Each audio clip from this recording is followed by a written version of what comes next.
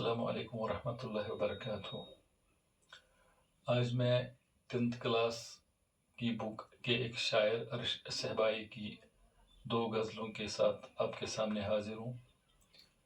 اور میں اپنی طرف سے پوری کوشش کروں گا کہ میں آپ کو صحیح طریقے سے سمجھانے کی کوشش کروں۔ تو جو اس کی پہلی غزل ہے وہ کچھ ایسے ہے کہ کون سا وہ زخم دل ہے جو تر و تازہ نہ تھا، کون سا وہ زخم دل تھا جو تر و تازہ نہ تھا، زندگی میں اتنے غم تھے جن کا اندازہ نہ تھا، ہم نکل سکتے بھی تو کیوں کر حصار ذات سے، صرف دیواریں ہی دیواریں تھی کوئی دروازہ نہ تھا، اس کی آنکھوں میں نمایاں تھی محبت کی چمک، اس کے چہرے پر نئی تہذیب کا غازہ نہ تھا، عرش ان کی جھیل سی آنکھوں کا اس میں کیا قصور، ڈوبنے والوں کو گہرائی کا اندازہ نہ تھا۔ یہ ہے ان کی پہلی غزل عرش صہبائی کی۔ تو تشریح کچھ ایسے ہے کہ کون سا وہ زخم دل تھا جو تر و تازہ نہ تھا، زندگی میں اتنے غم تھے جن کا اندازہ نہ تھا۔ اشعار میں عرش صہبائی فرماتے ہیں کہ میں اس چیز کا اندازہ نہیں لگا سکتا ہوں کہ مجھے زندگی میں کتنے غم ملے ہیں، مگر میں اتنا ضرور کہہ سکتا ہوں کہ میں کبھی کسی غم کو بھولا ہی نہیں، ہر غم ہمیشہ ایک زخم کی طرح تازہ رہا۔ اس شعر میں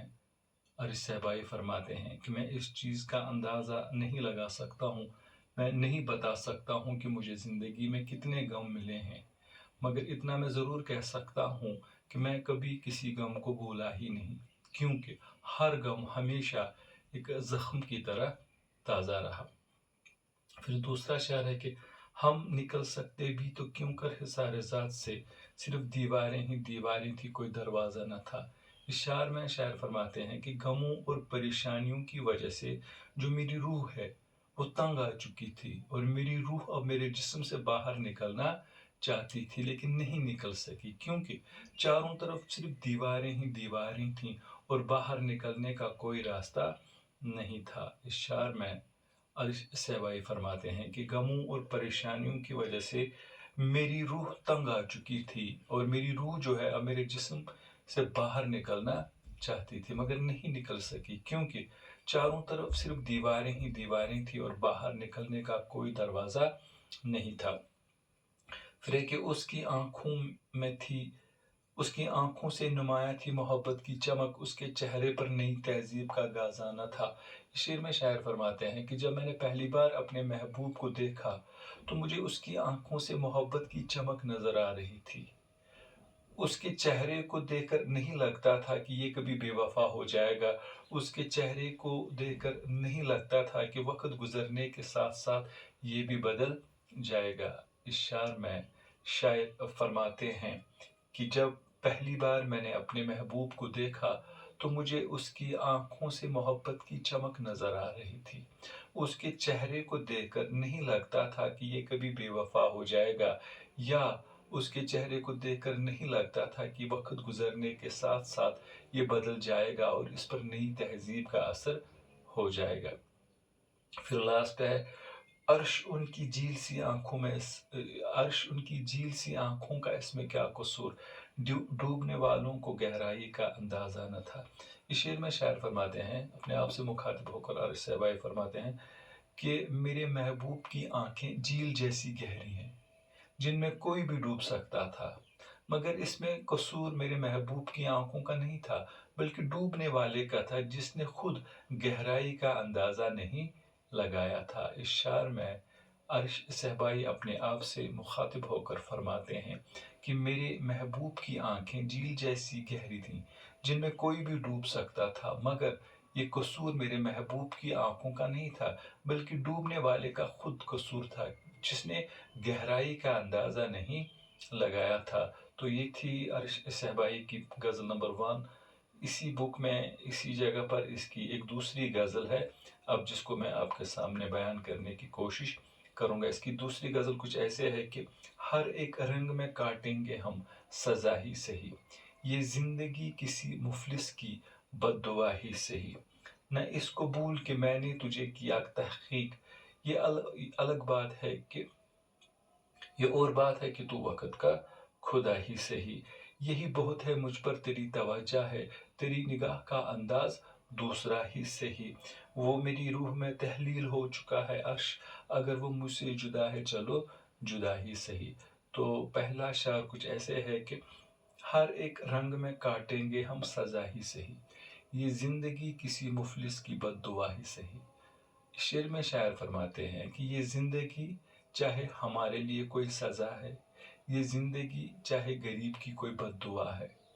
یہ زندگی جو کچھ بھی ہے، یہ زندگی ہمیں تب تک جینی ہے، تب تک گزارنی ہے جب تک یہ ہمارے نصیب میں ہے۔ اس شعر میں شاعر فرماتے ہیں کہ ہماری یہ زندگی، یہ چاہے کوئی سزا ہے، یہ چاہے کسی غریب کی بد دعا ہے، یہ چاہے جو کچھ بھی ہے، یہ جو بھی ہے، یہ ہمیں تب تک گزارنی ہے، اس کو تب تک جینا ہے جب تک یہ ہمارے نصیب میں ہے۔ پھر کہتا ہے نہ اس کو بھول کہ میں نے تجھے کیا تخلیق، یہ اور بات ہے کہ تو وقت کا خدا ہی سہی۔ اس کے ہم دو مطلب بتا سکتے ہیں۔ ایک مطلب یہ ہے کہ اے میرے محبوب، آج تو زمانے میں بہت مشہور ہے، اپنے آپ کو خدا سمجھتا ہے، مگر اس بات کو مت بھولنا کہ یہ میں ہی تھا جس نے تمہیں پسند کیا تھا، میری چاہت کی وجہ سے ہی آج تم دنیا میں اتنے مشہور ہو۔ پہلا مطلب میں اس کا یہ بتا سکتا ہوں کہ اے میرے محبوب، بے شک تو آج زمانے میں بہت مشہور ہے، خدا بنا ہوا ہے، مگر اس بات کو کبھی مت بھولنا کہ یہ میں ہی تھا، یہ میری چاہت ہی تھی جس کی وجہ سے تم اتنے مشہور ہو گئے ہو۔ دوسرا مطلب میں اس کا یہ بھی نکال سکتا ہوں کہ اللہ تعالیٰ ہم سے کہتا ہے، بندوں سے کہتا ہے کہ اے بندے،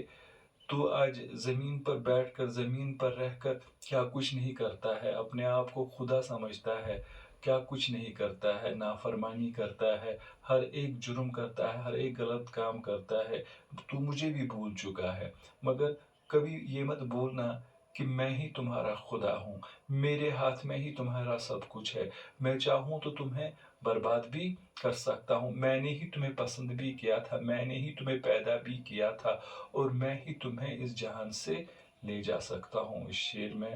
اس کا مطلب میں یوں بھی کہہ سکتا ہوں کہ اللہ تعالیٰ اپنے بندوں سے کہتا ہے کہ اے میرے بندو، میں نے تمہیں زمین پر اتارا ہے، آج تم وہاں خدا بنے ہوئے ہو، نافرمانیوں میں لگے ہوئے ہو، مگر اس بات کو مت بھولنا کہ جس طرح میں نے تمہیں پیدا کیا ہے، اسی طرح میں تمہیں تمہارا وجود بھی مٹا سکتا ہوں۔ تو اس کا تیسرا شعر جو ہے، یہی بہت ہے مجھ پر تیری توجہ ہے، تیری نگاہ کا انداز دوسرا ہی سہی۔ شعر میں شاعر فرماتے ہیں کہ اے میرے محبوب، بے شک تمہاری نظریں کسی اور کو تلاش کرتی ہیں، بے شک تم کسی اور کا انتظار کر رہے ہو، لیکن میرے لیے اتنا ہی کافی ہے کہ مجھ پر بھی تمہارا دھیان رہتا ہے۔ اس شعر میں شاعر فرماتے ہیں کہ اے میرے محبوب، بے شک تمہاری نظریں کسی اور کو تلاش کرتی ہیں، بے شک تمہاری نظروں کو کسی اور کے آنے کا انتظار ہے، لیکن میرے لیے اتنا ہی کافی ہے کہ تمہیں میرا بھی خیال رہتا ہے، مجھ پر بھی تمہارا دھیان رہتا ہے۔ اور لاسٹ میں کہتا ہے وہ میری روح میں تحلیل ہو چکا ہے عرش، اگر وہ مجھ سے جدا ہے چلو جدا ہی سہی۔ اس شعر میں عرش صہبائی اپنے آپ سے مخاطب ہو کر فرماتے ہیں کہ اگر میرا محبوب مجھ سے دور ہے، اسے دور ہی رہنے دو، اگر میرا محبوب مجھ سے جدا یا الگ ہے، اسے الگ ہی رہنے دو، جدا ہی رہنے دو، مگر میں نہیں سمجھتا ہوں کہ وہ مجھ سے دور ہے، میں نہیں سمجھتا ہوں کہ وہ مجھ سے جدا ہے، کیونکہ اس کو میں نے اپنی روح میں بسا رکھا ہے، مجھے ہر وقت یہی لگتا ہے کہ وہ میری روح میں بسا ہوا ہے۔ اس شعر میں شاعر اپنے آپ سے مخاطب ہو کر فرماتے ہیں